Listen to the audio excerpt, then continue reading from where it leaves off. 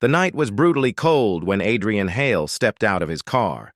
Snow drifted across the wide driveway of his estate, and the iron gates stood half open. That was when he saw her. A woman stood there holding two small boys close to her chest, shielding them from the wind with her own body. She looked exhausted, but she wasn't shaking. Most people who came to his gate were desperate in loud ways. She wasn't.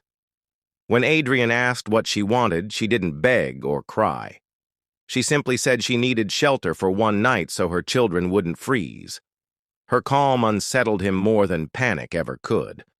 After a long pause, he nodded and told security to let them in.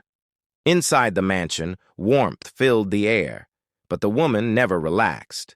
She kept the twins close, watching every corner as if memorizing exits.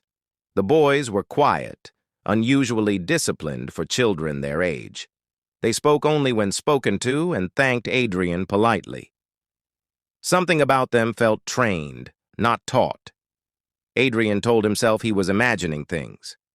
He planned for them to stay one night. Nothing more. Yet the next morning, as he passed the entryway, his eyes locked onto the jacket hanging by the door. It was old, torn at the sleeve, and stained from years of use. But he recognized it instantly. Military grade, tactical. On the shoulder was a faded insignia, a black phoenix with a red slash. His breath caught in his throat. That symbol belonged to Operation Black Phoenix. 6 years ago, Adrian had funded that mission personally.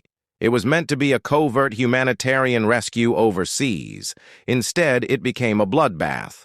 Every operative was reported dead. No survivors. Adrian remembered the funerals, the compensation checks, the sleepless nights filled with guilt. Trying to keep his voice steady, he asked the woman where she got the jacket. She froze. Slowly, she said her name was Elena Cross. The room felt smaller. Elena Cross had been officially declared killed in action. Adrian had read her file, signed off on her death report. He stared at her, realizing the impossible truth standing in front of him. That night, after the twins were asleep, Elena finally spoke. The mission had been betrayed from within. Coordinates leaked, support pulled back. She was shot, left for dead, and hunted for days. She survived by crawling through enemy territory, wounded and pregnant, refusing to die because 2 lives depended on her. She disappeared not to hide from the world, but to protect her children from the people who wanted all witnesses erased. Adrian listened in silence, every word crushing him. The missing data she described matched holes he had ignored years ago. He had trusted the wrong people. His inaction had buried the truth, and almost buried her. The twins weren't just disciplined, they were trained to survive. Elena never wanted them to be soldiers, but she prepared them for a dangerous world. Adrian realized they weren't afraid of him. They were evaluating him. Before he could decide what to do, the attack came.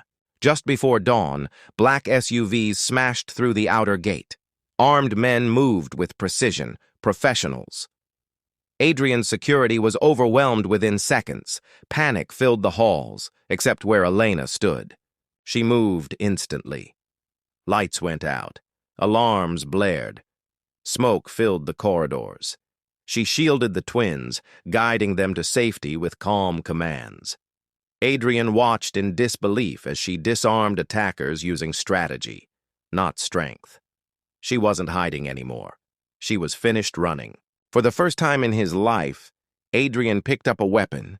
He stood beside her, not behind her.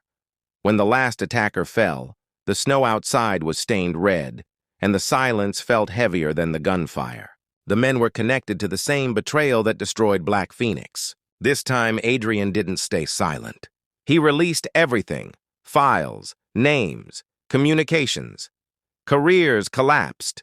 Corporations burned. The truth finally surfaced, and Operation Black Phoenix was laid to rest with justice instead of lies. When it was over, Elena prepared to leave. She always did.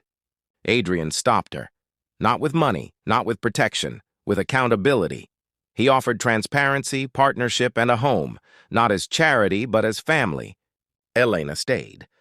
The twins went to school. Slowly, they learned what safety felt like. Adrian stepped back from power, choosing responsibility over control. Together, they rebuilt what the mission was meant to be, saving lives, not hiding failures. The jacket still hangs by the door, torn, scarred, a reminder that some missions don't end in death. They end in truth.